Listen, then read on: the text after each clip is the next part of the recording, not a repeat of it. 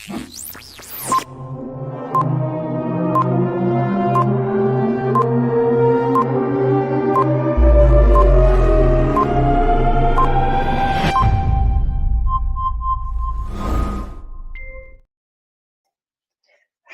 everyone, and welcome to another episode of I Work in Sport live interview.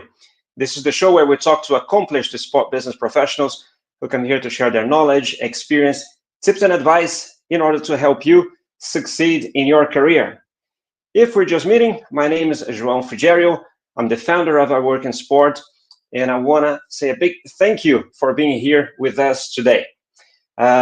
If you're coming for the first time, please let me know that you're coming for the first time. If you're coming back, you know the drill. This is a very interactive session, so we're expecting your comments, your questions, and if you can actually write down as well where you're watching from, that would be great. We are streaming this on LinkedIn and on YouTube. If you're watching it on YouTube, I always ask if you can hit that like button. That helps us to get across to more people. And if you don't know us yet, don't need to subscribe. See if you like it, if you enjoy it, and want to be informed about the next interviews and next content that we post, then you go ahead and subscribe to the channel. Now, a few things have had more impact in sports and in our lives, really, than the latest technology developments, right? So today we're going to talk to someone who founded a company that celebrates exactly that, technology in sport. Rebecca Hopkins is the founder and CEO of the STA Group. That's a Sports Technology Awards group.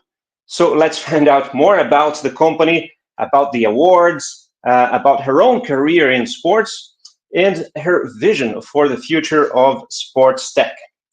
Now, let me get to Rebecca. She's right here. I'm going to invite her to join me right after this.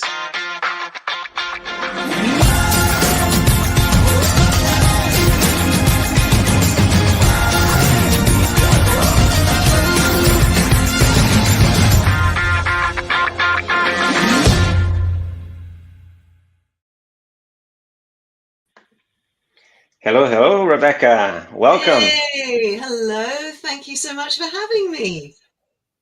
It's a pleasure to have you here. You're in London, right? I am, and it's a little, as you would expect, it's not raining, but it's a bit cold and it's a bit grey. So, yeah, hello from a grey London. Very, very typical. We're having London weather here in Switzerland today as well. But Rebecca, I'm so glad to have you here. I've been following you and your work for a long time.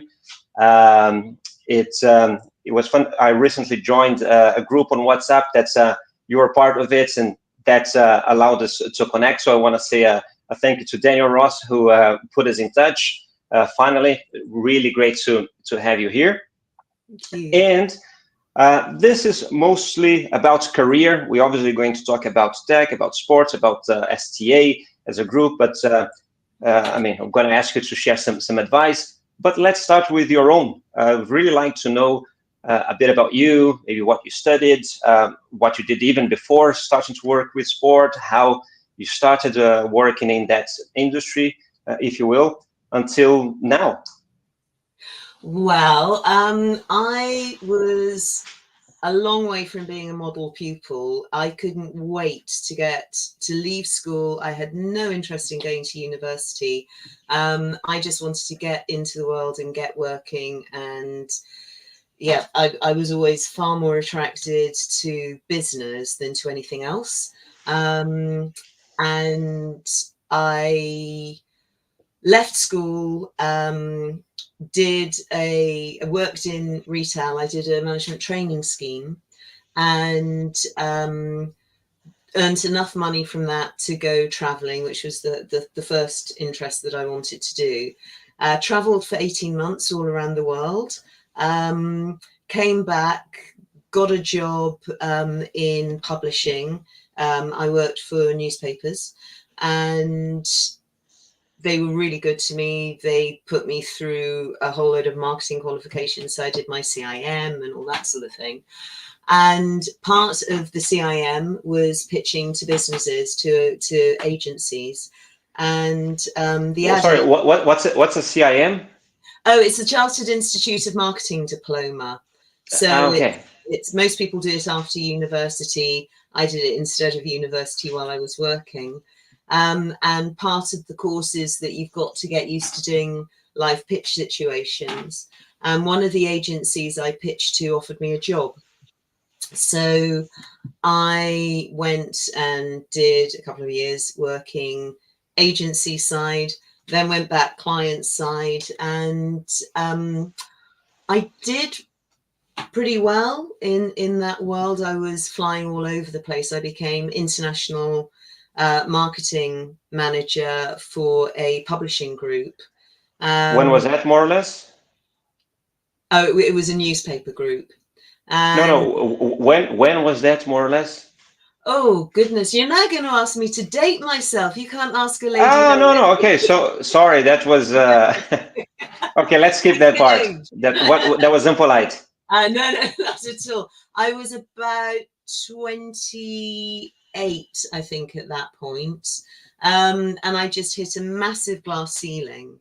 And I mean, it was one of those things. I found myself stuck overseas on my own on my birthday and just thought, this sucks. I need to have a long, hard look at my work-life balance. Right. So I then just went freelance. I thought, I will go anywhere, I will do anything. And I happened to land a job working for BT as they were about to sponsor the Rugby World Cup. They picked me up as a freelancer, and I just loved it. And they kept me on freelancing for a couple of years, and that's how I started in sport. So I started in rugby. Brilliant. Did you play as well in a sport, or? Oh yeah, no, I was an absolute sports nut growing up. I used to ride. I played netball, and I was passionate about watching rugby. I never really played rugby. It's so strange to think that back then you didn't really get women playing rugby.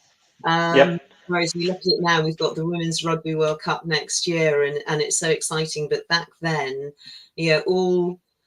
all power to the girls that were playing, because it wasn't a mainstream thing to do. Yep. But BT were really good to me. They were at the point at which they were actually laying off their own stuff, and they said, we can't keep you as a freelancer when we are making our own employees redundant. But if you set up your own business, we will be your first client.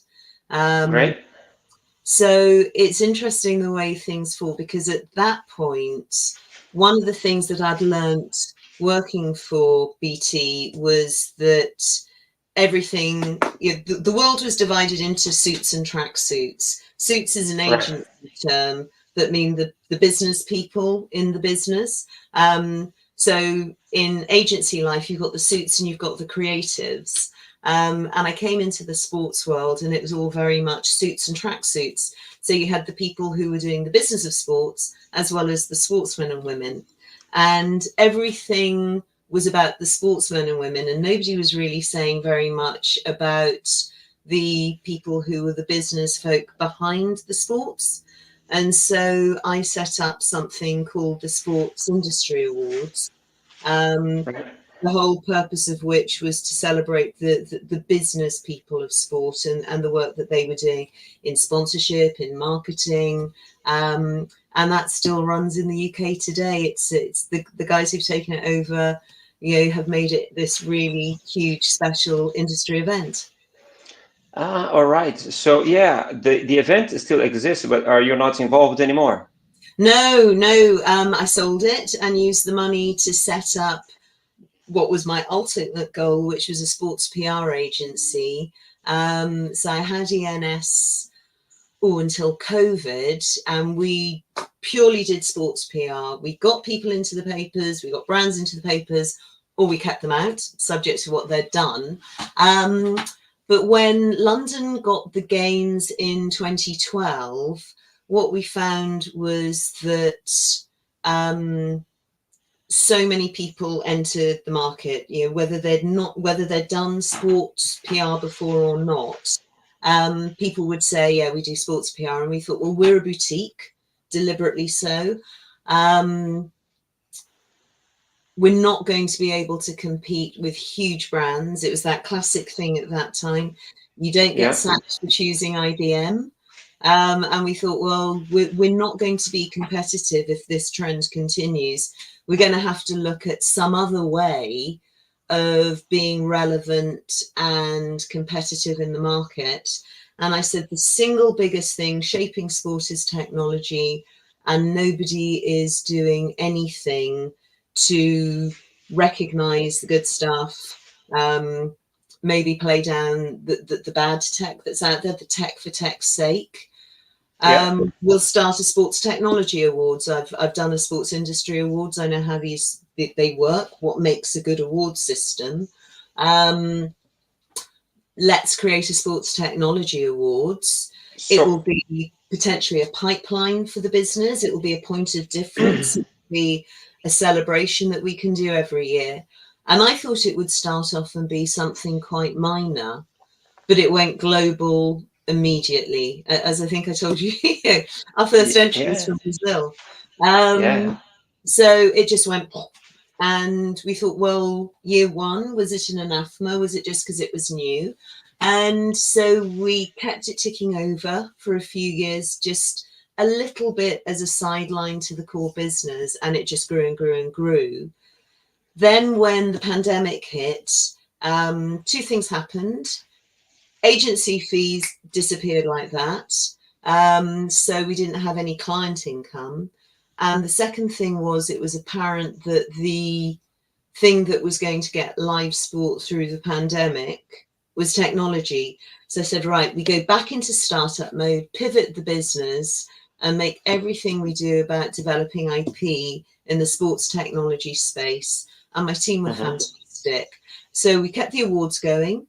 We developed the Sports Technology Power List, the annual Sports Technology Review, and we've added to that portfolio of rights over the last 3 years. And hopefully now we're coming back out of startup mode and into scale-up mode. So it's really exciting. So that's me. That's super interesting. And so when you started the STA, you had already sold the sports industry awards business. Oh yeah, no, I only had those for a year. I devised them and delivered them, and then I was out and off up and running with ENS.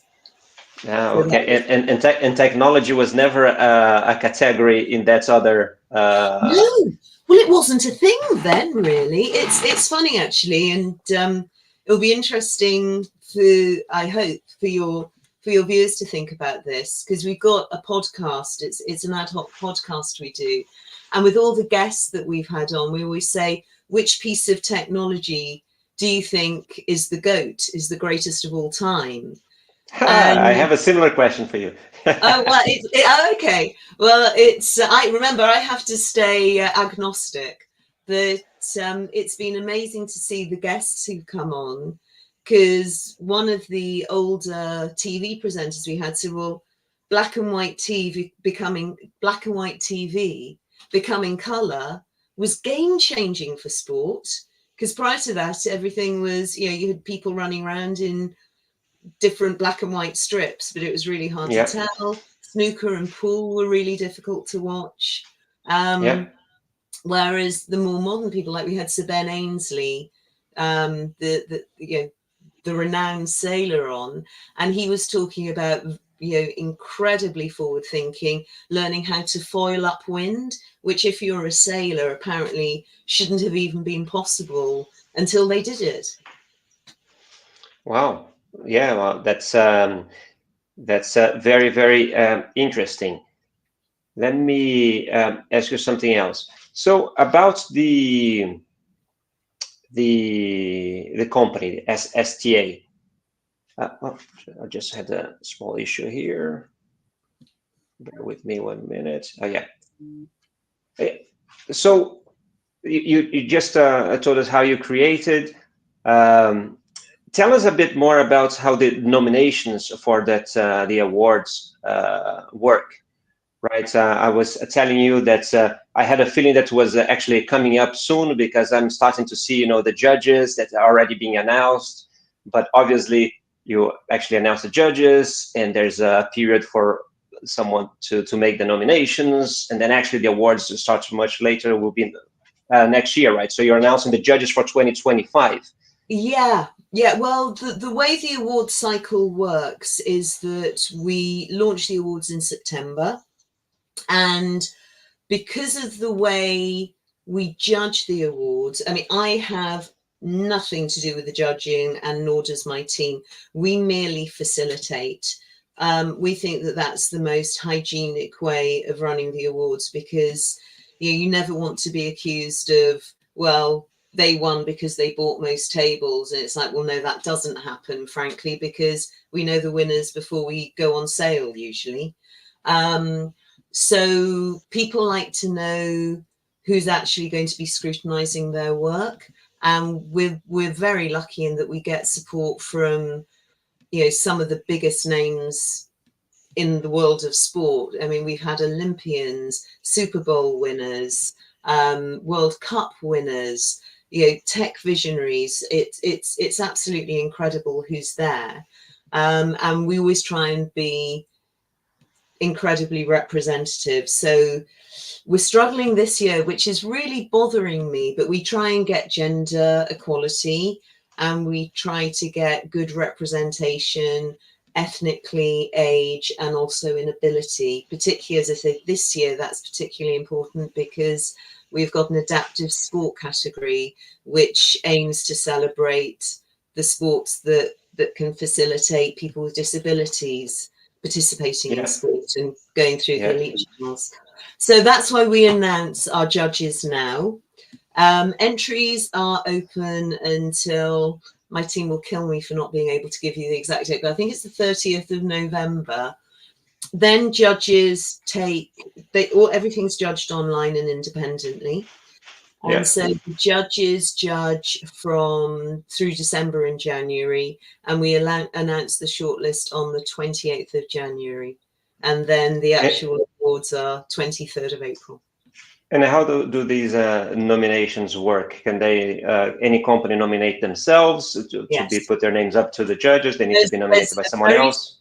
There's no, they better not canvass the judges, because we don't tell them exactly who judges each entry for two reasons. We don't want judges being canvassed beforehand, and we don't want them harassed afterwards when they say, I judged this category, and then somebody said, well, why didn't you shortlist me? So that's why we tend to be a little bit careful with that, because this year, I think not everybody's on the website yet, but we've got nearly 100 judges involved. It's a huge number of people get involved in this process. And that's why. And how many categories are there for next year? Do you remember? What we do, yes. What we do is we've got 19 categories, but for example, we will put something like broadcast up, and when the entries come in, to ensure that we're judging absolute like with like.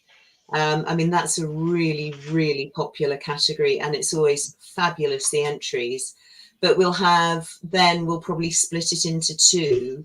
So technology for broadcast, and then use of technology by a broadcaster, which are actually very different things.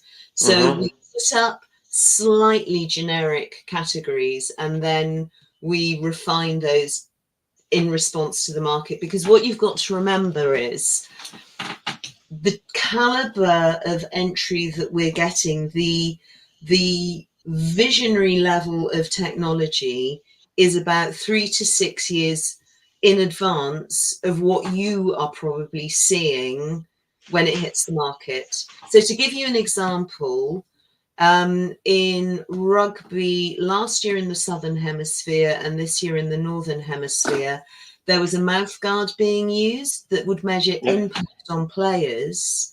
That has just really come to the market now. That won one of our awards 6 years ago. So that's the time lag between what we see and what hits the market. So, I mean, that's actually quite sizable. Yeah. So for us to impose any more narrowness on our categories at this stage would be self-defeating, because there are people out there doing stuff that we don't know about yet. Yeah, they are so in advance of what we could be thinking. We don't make it too narrow. Yeah. Listen, there's already some questions at least coming on, but I'd like to ask you, because I see that I went to your website and saw that you have a Hall of Fame on the site, right? Yeah.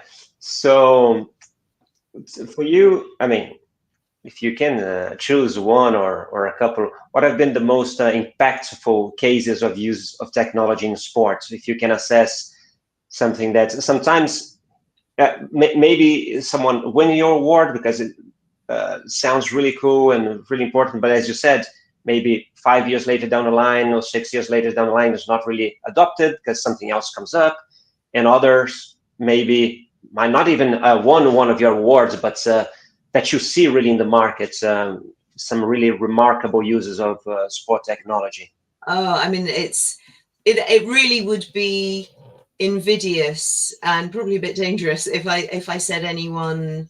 I can answer that more broadly, and I think Please. One of the trends that we find is that the more technical a sport has to be, the more technology is in their DNA, the more forward thinking they often are.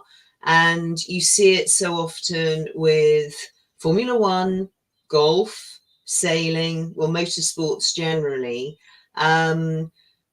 They often lead the charge, and cricket is doing some really impressive stuff as well. So there is that has been a trend up until now, and other sports, particularly after this year's Olympics, other sports are absolutely closing the gap on them. But initially, when we set up things like the Power List and then started looking at the Hall of Fame, that was the thread that we saw that wove its way through all of them.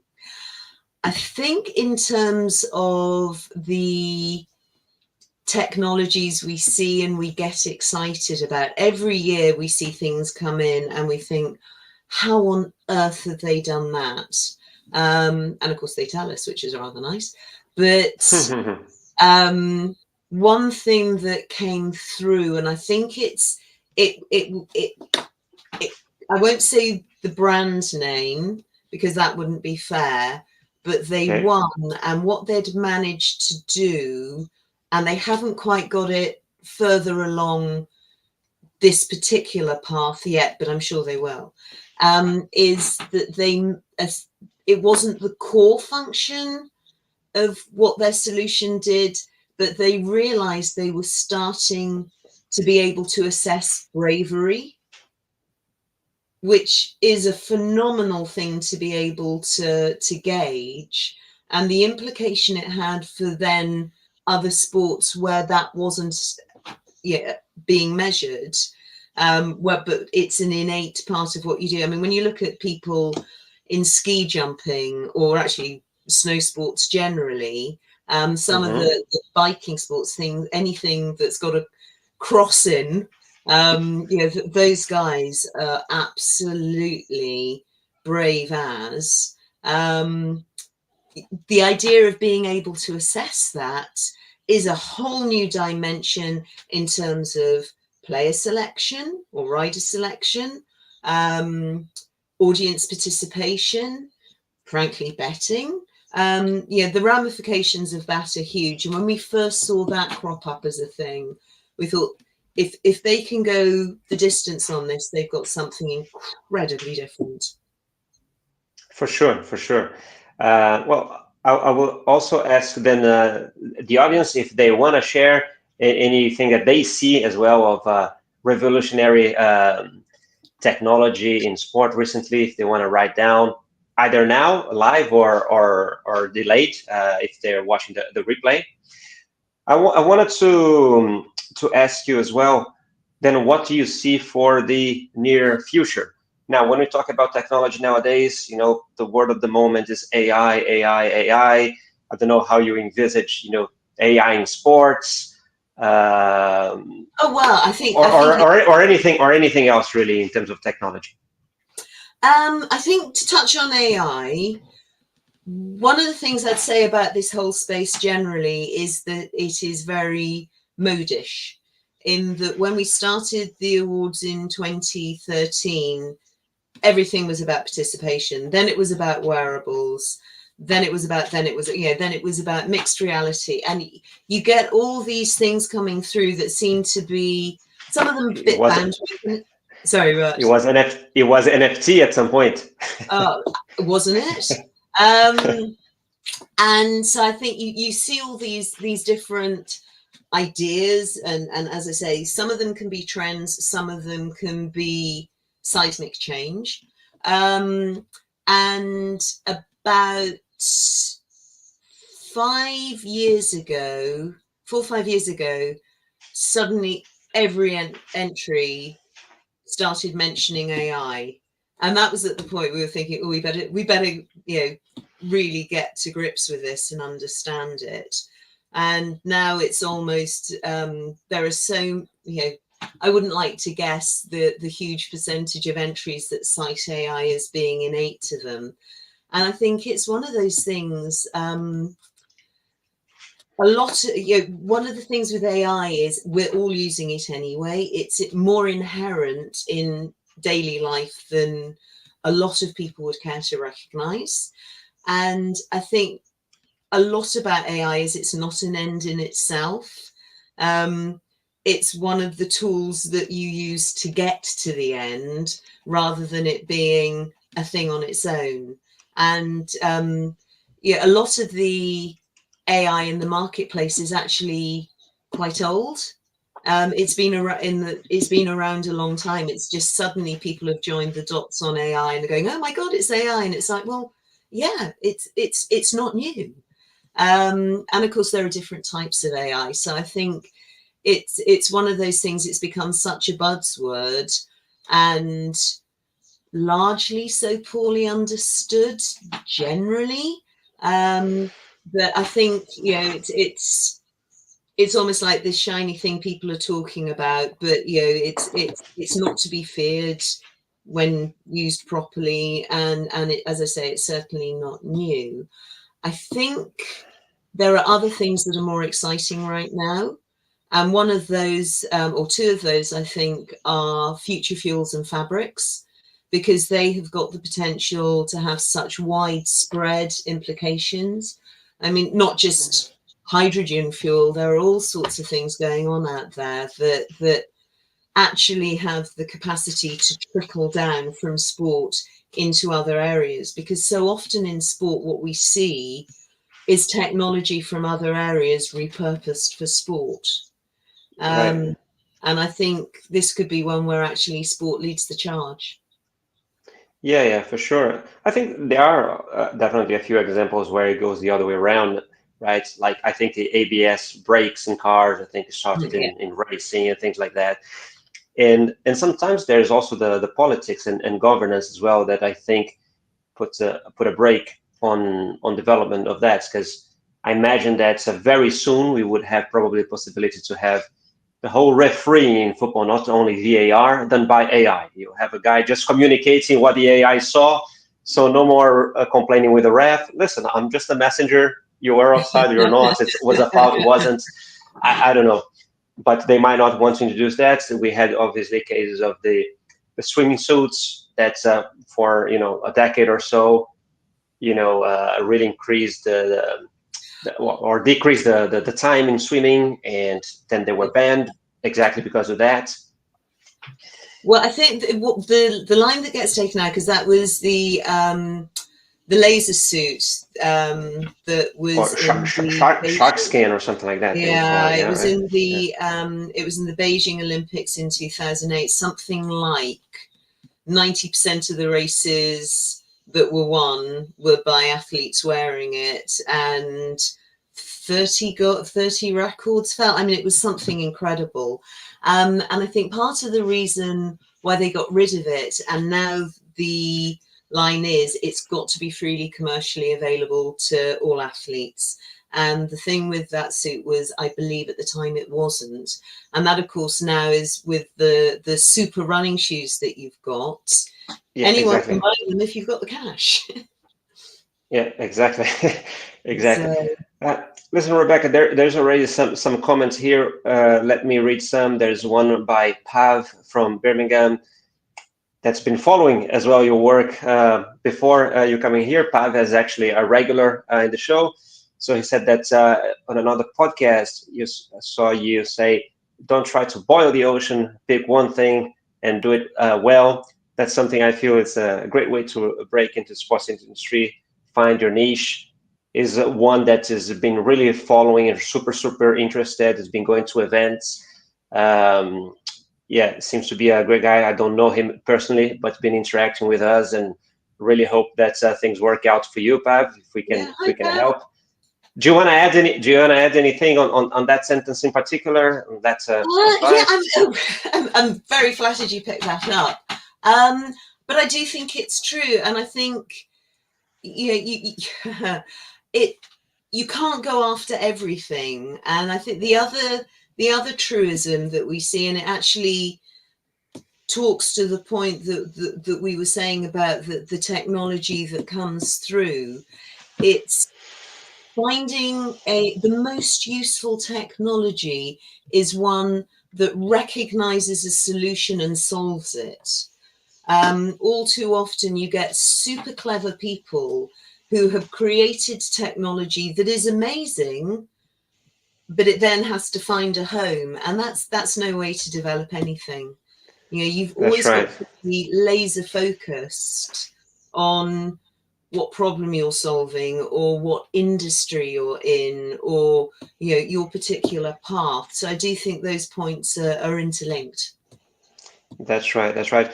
On a point that you mentioned a few minutes earlier, Rodrigo Ferreira or Rodrigo Ferreira, Mm. watching on LinkedIn, uh, wanted to know if you have more information on how to assess bravery that you mentioned. Yeah, I mean, it Do you was know very what they much. measure? Yeah, well, what it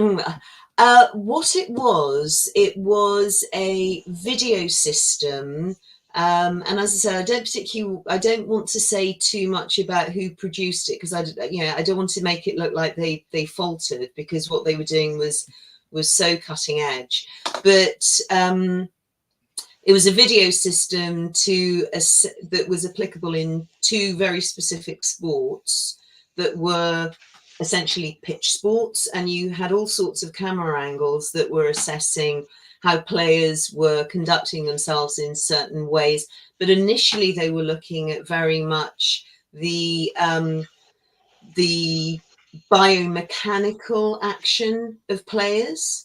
And then after they were watching a lot, they thought, hang on, what we're actually picking up here as a side product of that is how brave they're being in these situations. When you start looking at just the biomechanics and actually have a look more at the situational surrounding, and taking more of a 360 view of the way the players were conducting themselves within that space, they were Yeah, actually seeing who was really putting their body on the line, or playing in a more risky fashion. And they thought, actually, there's a scene here where we can actually measure and potentially forecast bravery. And the reason why it spoke to me is that was the first time in all the entries that I'd ever seen that had been brought up as something that had potential measurement, because bravery is obviously such an internal thing, and to right. actually have a metric whereby it could be analyzed, I thought was something that sounded very fresh. Cool. Yeah, super interesting. Hopefully that answers your Another question. another thing that I wanted to ask you is, I usually ask to all my female guests here, because the sports are generally perceived as, being dominated by men. Despite now we having the same number of athletes, women competing in the Olympics as men. But I mean, when it comes to leadership, I guess it's still very much male dominated. Don't know. I'm asking sort of your opinion or how you navigate that situation. I mean, it was fantastic that it was the first Olympics where there was gender parity, but it is 2024, so I suggest it was about time. I think it should have happened a long time ago. So whilst it was good that it happened, I think let's not be too pleased about it. It was overdue. That it is still an incredibly male biased sector. And I was reading something quite alarming the other day that actually it's probably getting more. We experienced an uplift pre-COVID, but there are fewer female-founded businesses now than there were before COVID. We always try and get gender equality on our judges. And I mean, that's a microcosm of the sector as a whole. And we've really struggled for the last 2 years to achieve that. And that's enormously disappointing. And of course, because it's so public, we find that lots of people will say to us, why aren't there more women? And it's like, trust me, it is not through lack of trying. So, I think what is wonderful is the fact that we've got more female athletes, more female sports, more visibility for the tracksuits. But I think in every other walk of sport, are we doing well? No. Yeah, I think personally, I think that's one thing that needs to be tackled is, consumption of sport, right? So whenever there's equal like number of women watching sports and viewing sports and being fans and really following their teams, male teams or women's teams and things like that, I think starting from that, hopefully that will bring more people interested in working in that industry and things like that. But I see the same discrepancy at our events as well. Normally the splits of people attending is 30-70. But for you personally, has it been hard? You're doing really well. Yeah. Well, I work a lot with academic programs, and I don't think that they still also have many more, I think, men applying to the course, but they also have sometimes scholarships only for women and things like that. And they try to have more women at least going to master's programs and things like that. So eventually that will reflect in the event that we organize when people are actually looking for jobs. But yeah, ideally, who knows, one time we'll get to 50-50. But for you, has that been problematic at some point? Me personally? Did it pose some challenges, or you were able to navigate it quite well? And I've been very, very lucky. I know a lot of great blokes, great men. I know a lot of good women too, but I think that, I mean, one of the phrases that makes my teeth itch is that there's a special place in hell for women who don't help other women. I think that's awful, because it's like, we have it hard enough. Don't make it any harder for us. But I do think that, there are an awful lot of men in positions of power who are trying to do the right thing in terms of getting women a voice at the table. I'm not remotely interested in anything that's a tick box. And I think there are quite a few schemes out there that might fall into that category. I'm also not interested in anything that is just exclusively female. I think, we all walk the earth together. And I think everything should be mixed, but the more we can get parity for everybody, the better. I think there have been times when I have self-centered because I don't want to be seen as the angry woman or the controversial woman. And, you know, we do as women, when we're in the room, particularly when there is only one, when there are only one or two of us, probably self-center more than we should. I'm delighted to see that with the younger women coming up, they feel less inhibited. I hear the phrase from a lot of women about imposter syndrome, and I would beg any woman listening today, park that. I've never met a man who talks about imposter syndrome, and I think we have to stop encouraging women to say it, because you're not an imposter. If you're there, you're fine. So it's, I mean, I'm disappointed that more hasn't come through for women in the time I've been working in the industry. I'm disappointed I haven't had more of an impact, and by God, I've tried.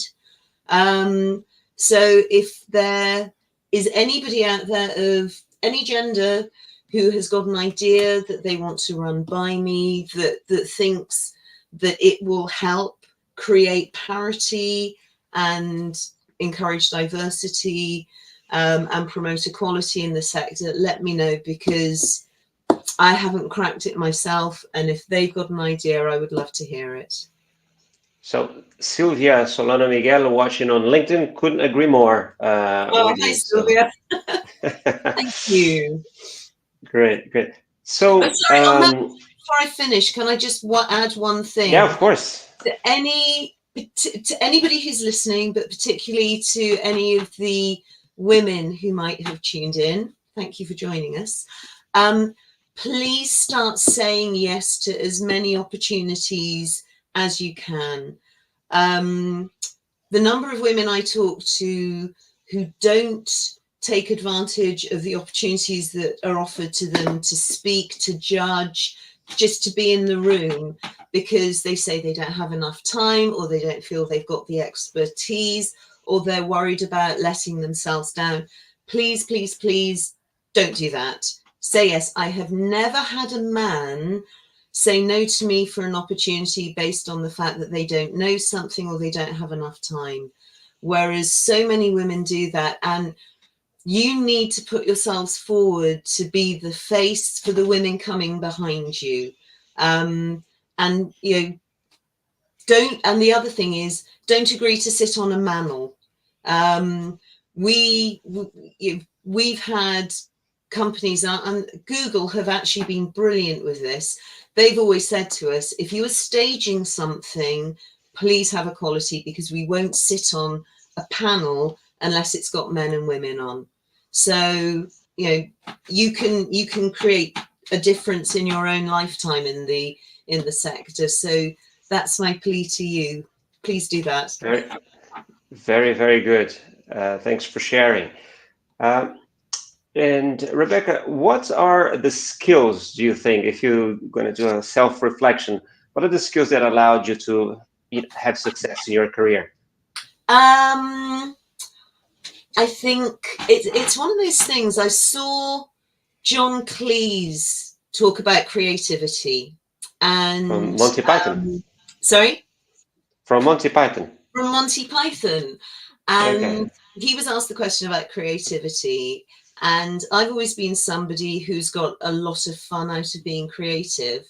And I've never, until that I saw that interview, I'd never really thought about why I was creative. And I thought this was a very smart answer. He said, there is nothing that is innately creative. The difference that creative people have from people who perceive themselves not to be creative is the confidence of failure, in that I don't mind getting something wrong.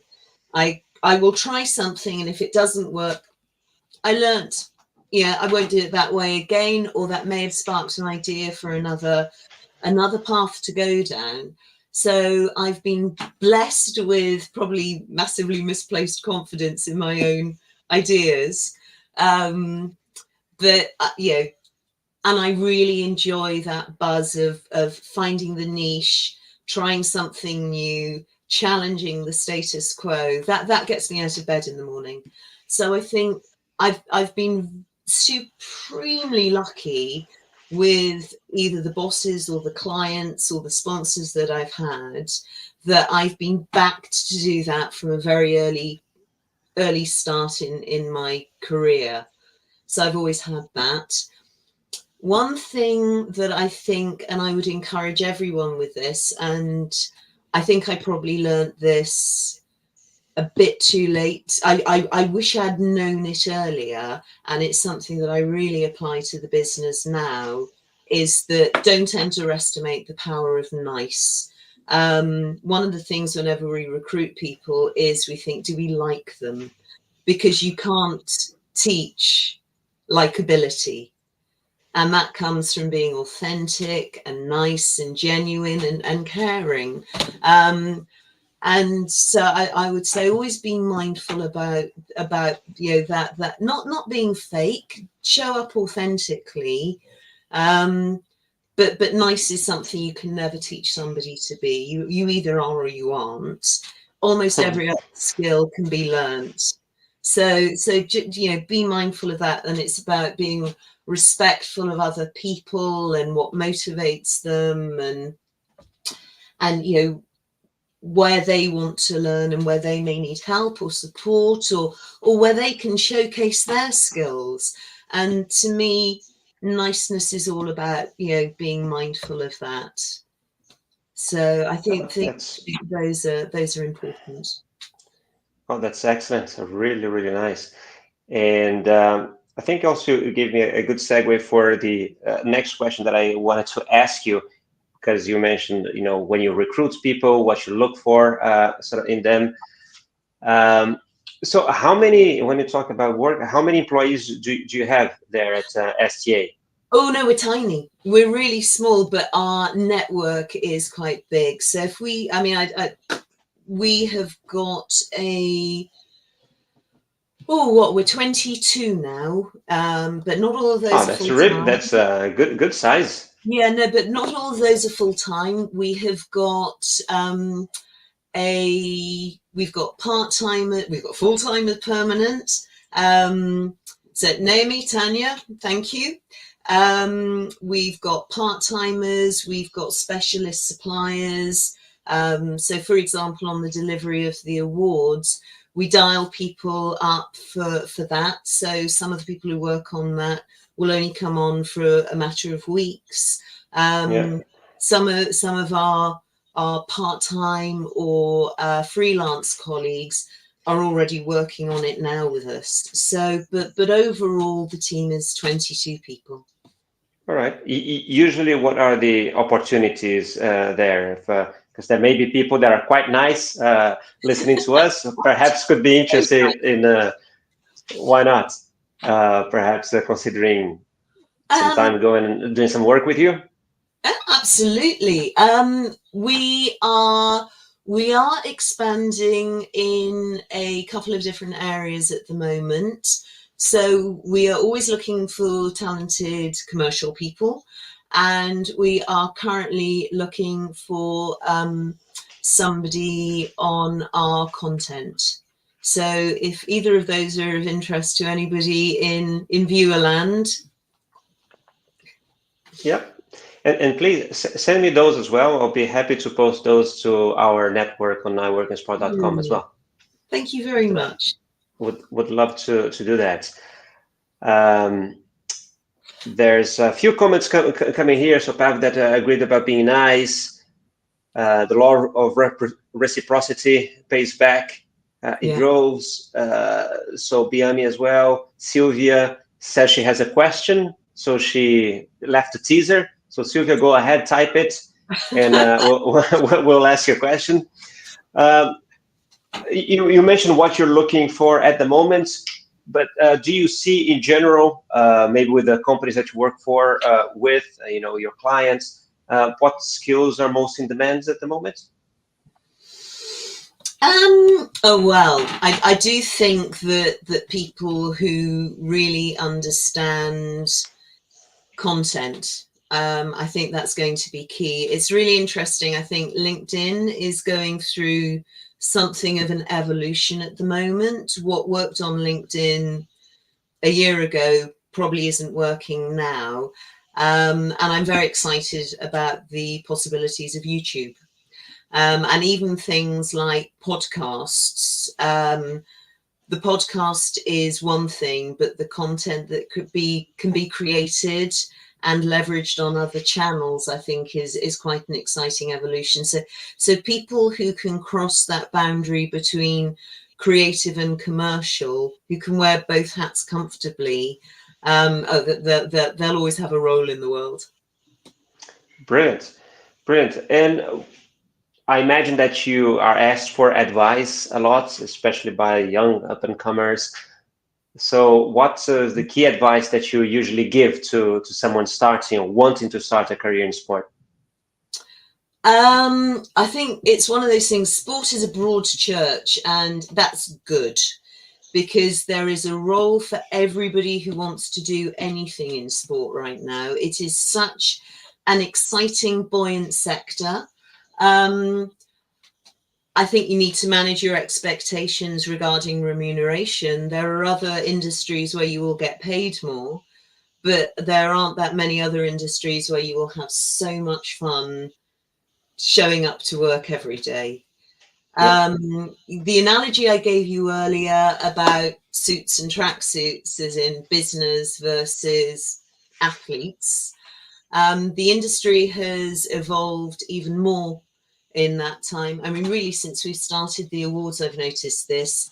It's almost now it's tracksuits, suits, wallets, lab coats, and scarves. So you've got tracksuits and suits, wallets. You've got a whole really interesting subsector of sport where it comes to investors and investments. So VCs, private equity, family offices. You've got that whole area where people are looking to, they've realized the opportunity commercially that there is in sport, and I think there's a really exciting investment business growing up there.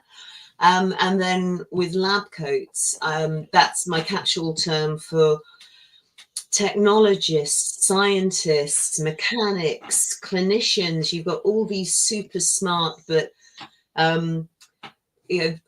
ists and ologists orientated, who again, Right. is an amazing place to work, and we desperately need more of those people. If you studied STEM at school or university, my goodness, there's a job for you somewhere in sport. And I don't know if you saw about Adrian Newby's contract going to Aston Martin.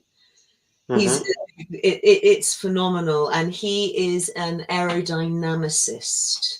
And he has just got the mother of all pay packets. So again, there are opportunities there. Sure. And so it's a vibrant, buoyant, diverse, exciting sector. And if you have got any form of clarity about what you want to do, and you are passionate about sport, you will find a job in this sector. Very cool, very powerful. I have one more. I want to ask you about the. I have two very quick ones after that, but I'll try to stop on the dot because I know you have an appointment right after this. But and for you, what's the importance of formal education? I mean, to come and work as well. You didn't finish school, so you just gave the example that you did a different route. On the other hand, there are several programs specialized in sports and masters. I imagine that you interview some of those that's come out of there. What do you see maybe the benefits in it or not? I think it depends what you want to do. I would clarify or qualify my earlier comment. I mean, I finished my school education. I didn't go to university, but I decided I wanted to work in marketing, and I made sure I got the right qualifications to make sure I did that job well. So I think depending on what you want to do, make sure that you are geared up and educated to a standard appropriate to do it. The other thing is the world has turned a little bit further from when I was young, which is, I mean, I would imagine if you were looking at working in America, the thought of doing that without a college education is almost ridiculous. Yeah, it's a mandatory aspect of working there, and almost, you don't just need your first degree, you need your master's as well, ideally an MBA. Yeah.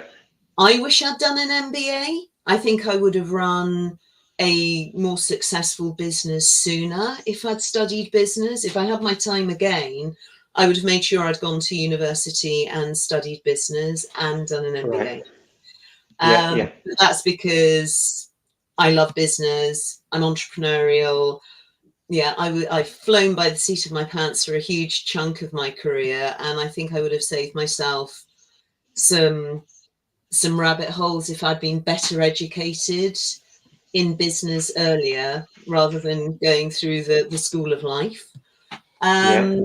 So I think it's knowing what you want to do and being educated in the right way for your aspirations. Picking up qualifications for their own sake, I think that's a mug's game. Right.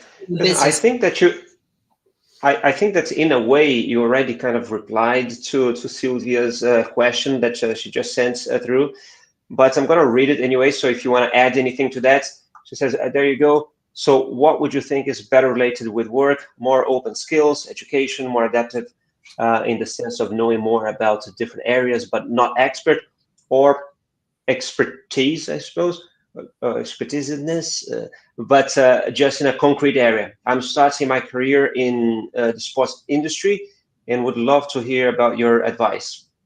Yeah, I Anything think the other thing is that there are going to be certain parts of the sector where it's super competitive, and you've also got to be mindful of what will get your foot through the door. And sometimes that's a degree, sometimes it's really relevant work experience. I mean, in the UK at the moment, we're getting these apprentice degree opportunities for young people, which I think are fantastic. And I know some very, very bright kids turning down places at top universities in order to go and get on the job training. But I think it's showing that passion for the sector. And if you can, it's not just to give you, I mean, we don't ask this anymore, but it used to be, we would always be inundated whenever we were advertising a job. We'd be inundated with CVs, and every single person who wrote to us or applied would say that they were a sports nut. And so we came up with an interview question, which there was no right or wrong, but there was a pass or fail.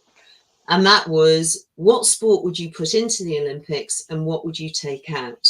Because we reasoned if you were enough of a sports nut and you were claiming that, you would know what sports were in the Olympics, and you would know which ones that you would want to add and which you didn't approve of. It's a pub conversation for any group of people nuts about sport. And so as soon as somebody would say, I don't know what's in the Olympics, or would want to put in a sport that was already in, we'd think, okay, you're not that much of a sports nut, really. You might be a football nut, you might be a rugby nut. But so I think, think about what it is you want to do. And I mean, authenticity is one of those very well used phrases, but this is where I would apply it. Be authentic. You don't have to love all sport. Plenty of people out there only love tennis or football or rugby. And say be honest with yourself and the organizations for whom you're going about what it is you think you want to do, what you can do, and what you can bring to them. Right. And why did you remove that from your interviews? By the way, my answer. I think we did ask it the last time, but I don't know. We were just, Some of the answers just were so disheartening, and it hasn't been with some of the jobs that we're now recruiting for, we need sector expertise in the discipline rather than sports knowledge. Well, I hope I don't get in trouble, but I'll give you my answer. Go on, go for it. Football out, replaced by futsal and beach soccer. Anyway, we can talk about the whys next time we hopefully meet in person. Yeah, absolutely. Listen, I look forward to it. We just hit the hour, but if you allow me just a couple of minutes, because there's two very quick. First one, what's your favorite sporting moment then? Since we're talking about being sports nuts. My favorite sporting moment is a bit ephemeral. I'm Welsh. I absolutely love my rugby. And in '99, Wales were playing in Wembley. So it was really convenient for me to go. They were playing England.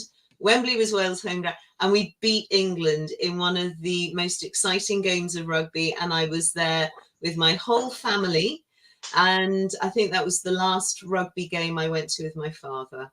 So it was one of those absolute perfect moments in time. It was a script you couldn't write.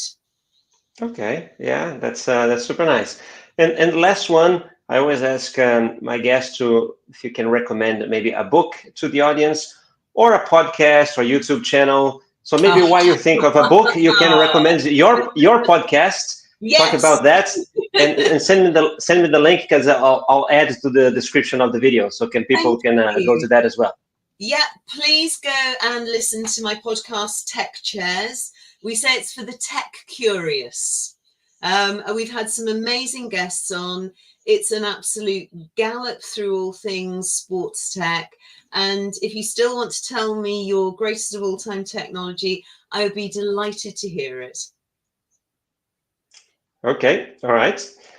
All right. Do you have also a YouTube channel, or no, if you still have? But it's starting soon. But please connect with me on LinkedIn, and that way you get all our news and information first. Awesome. Listen, Rebecca, it's been lovely. I am a man of my word, so I'll let you go. Well, I passed a couple of minutes, but I hope that's okay, and that you'll enjoy your evening. Some people already saying thank you to João and Rebecca. Thanks for participating, everybody there. And yeah, next week we're going to be back with a friend of mine, Leonardo Rossi, working with a Como 1907 down in now Serie A in Italy. Right, Rebecca, thank you so much. We'll be in touch, and send me the links. I'll post the jobs on our site, and yeah, we'll be talking soon. Oh, thank you so much for having me, and best of luck to everybody watching. I hope our paths cross in the future, and thank you so much. It's been a joy.